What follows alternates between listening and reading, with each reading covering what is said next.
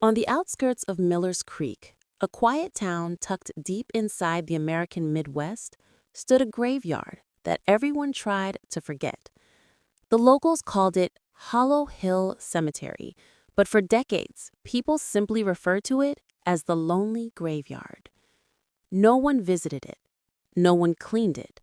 No one even walked past it at night. The reason was simple. Everyone in Miller's Creek believed the cemetery was cursed.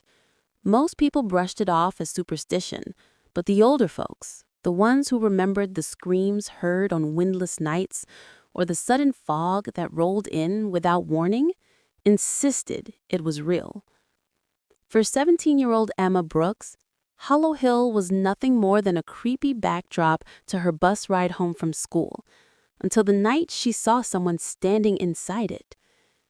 It was late October, the air crisp and sharp. Emma's mom had asked her to stay late at school for a fundraiser, so she was walking home alone. The moon was bright, throwing silver light over the rusted gates of the graveyard. She tried not to look, but something caught her eye. A shadow. A figure. Standing perfectly still between the tombstones. Emma froze. The figure looked tall, dressed in old-fashioned clothing, a long coat, a bowler-style hat, like something out of the early 1900s. What chilled Emma wasn't the outfit. It was the way the man didn't move at all. Not a breath. Not a shift. Nothing. Emma blinked. The figure vanished. Her heart kicked against her ribs. She didn't run. She sprinted. At home, she tried to convince herself it was her imagination or maybe a trick of the moonlight. But that night, she dreamed of Hollow Hill. The same fog, the same figure, and a voice whispering her name. The next day. At school, Emma told her best friend Tyler what she'd seen. Tyler was the type who loved ghost stories, but didn't believe any of them. It was probably some guy doing ghost cosplay, he joked. But when Emma didn't laugh, his face grew serious. Okay, maybe we should check it out. Emma hesitated, but something inside her, curiosity, fear, destiny, made her agree. That evening, with flashlights and Tyler's shaky confidence, they approached Hollow Hill Cemetery. The gates creaked loudly as they pushed them open. The smell smelled of damp earth and something old, too old. The ground was uneven, filled with headstones leaning at odd angles. As they walked deeper, Emma noticed the temperature dropping. Their breath turned white. "Do you feel that?" she whispered. "Yeah, it's freezing," Tyler replied, hugging his arms.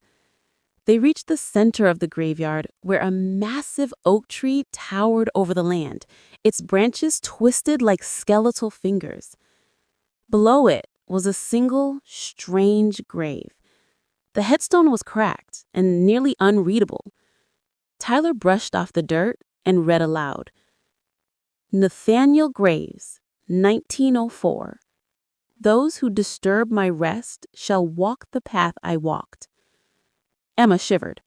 That sounds like a curse. Before Tyler could respond, a cold wind swept across the graveyard. At first, it sounded like leaves rustling.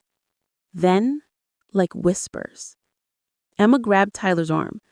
"We should go." But Tyler pointed behind her, his eyes wide with terror. Emma turned slowly. The man, in the old-fashioned coat, stood 5 feet away watching them. His face was pale, too pale, like candle wax melted into a human shape. His eyes were empty sockets filled with shadows, no pupils, no whites, just darkness. Emma's scream caught in her throat. The figure lifted a hand and pointed directly at her. "Why did you return?" The voice wasn't spoken. It echoed inside their minds, cold and painful. Emma stumbled backward. "We didn't mean to disturb anything." But the figure stepped forward. and the ground beneath their feet trembled. You walk where none should walk. You see what none should see. And now you cannot leave. Tyler grabbed Emma's hand and pulled her. They raced as fast as they could, but the fog thickened, swallowing the path. Graves shifted, trees stretched. It felt like the entire cemetery was alive. Emma tripped over a broken stone. When she looked up, the figure was suddenly inches from her face. You heard my name. You called me back. I didn't. I never said your name. But then she remembered the dream, the whispering voice. She had heard the name, Nathaniel Graves. She had repeated it in her sleep. The curse had already begun the moment she saw him. Tyler pulled her to her feet. Come on! They raced for the gates. The fog thinned just enough to show the exit. They burst through, falling onto the pavement outside. As soon as they crossed the boundary, the sounds stopped. The cold vanished. The world snapped back to normal. But the gates slammed shut behind them with a force that shook the ground. Emma gasped for air. Tyler looked like he might faint. We're never going back there. They didn't speak again until they reached Emma's porch. But even there, she felt watched.